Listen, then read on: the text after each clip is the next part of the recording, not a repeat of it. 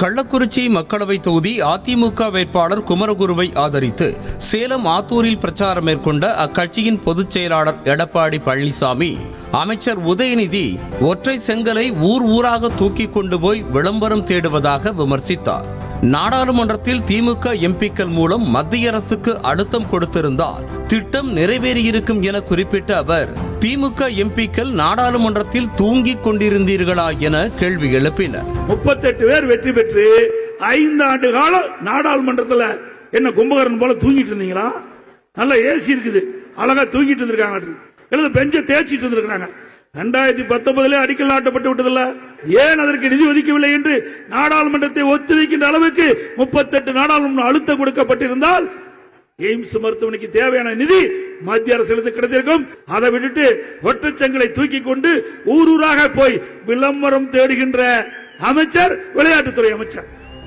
1260 கோடி ரூபாயில் கட்டப்பட்ட ஆசியாவிலேயே மிகப்பெரிய கால்நடை பூங்காவை திமுக அரசு ஏன் திறக்கவில்லை என கேள்வி எழுப்பிய அவர், மதுரை எய்ம்ஸை திறக்கவில்லை என மத்திய அரசை குறை கூறும் திமுக இதற்கு பதில் சொல்லுமா எனவும் வினவினார். இப்படி பல கட்டிடங்களை கட்டி வச்சிருக்கிறோம். ஒற்றை செங்கலை தூக்கி கொண்டு ஊர் ஊரா போறீங்களே திரு உதய ஸ்டாலின் அவர்களே, பல லட்சம் செங்கல்ல கட்டிக்கிறோம், ஏன் திறக்க மாட்டேங்கிற? ஏன் அண்ணா திமுக ஆட்சியில் கட்டப்பட்ட கட்டடம் என்று இன்று வரை அதை ரிப்பன் வெட்டுறதுக்கு உங்களால முடியல. 3 வருஷம் ஆகுது, இனியாவது ரிப்பன் வெட்டு, ஏன்னா ஆட்சி சீக்கிரம் போகுது, ஏதோ கல்லையா போட்டு போனாங்க கட்டுறதுக்கு. ஸ்டெர்லைட் ஆலையை விரிவாக்கம் செய்ய இடம் கொடுத்ததே அப்போதைய தொழில்துறை அமைச்சராக இருந்த ஸ்டாலின் தான் என குற்றம் சாட்டிய EPS, 144 தடையை மீறி திமுக சட்டமன்ற உறுப்பினர் தான் ஊர்வலத்தை நடத்தி கலவரத்தை தூண்டியதாக பகீர் குற்றச்சாட்டை முன்வைத்தார். அந்த சம்பவம் நடப்பதற்கு முந்தைய நாள் 144 தடை உத்தரவு தூத்துக்குடி நகரத்திலே போடப்பட்டிருக்கிறது. அதை மீறி உங்களுடைய கட்சியை சேர்ந்த சட்டமன்ற உறுப்பினர் ஊர்வலம் நடத்தி கலவரத்தை ஏற்படுத்துவதற்கு துணை நின்றிருக்கிறீர்கள். ஆக அப்பாவி மக்களை தூண்டிவிட்டு இப்படி விரும்பத்தகாத சம்பவத்தை உருவாக்குகிறது நீங்கள்.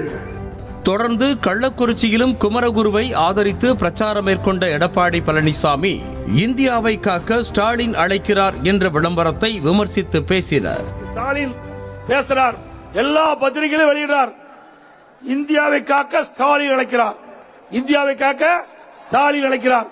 இதுல என்னன்னா, மரமேற தெரியாதவன் கொம்பு தேனுக்கு ஆசைப்பட்டானாம். இங்கேயே ஒண்ணு கிழிக்க முடியல.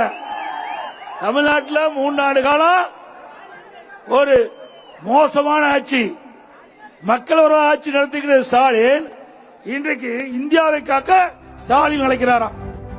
அடுத்ததாக விழுப்புரம் மக்களவை தொகுதி வேட்பாளர் ஜே பாக்யராஜை ஆதரித்து நகராட்சி திடலில் நடைபெற்ற பிரச்சார பொதுக்கூட்டத்தில் பேசிய அவர், அதிமுக நிர்வாகிகள் மீது திமுக அரசு பொய் வழக்கு போட்டு கட்சி பணிகளை முடக்க பார்ப்பதாக குற்றம் சாட்டினார்.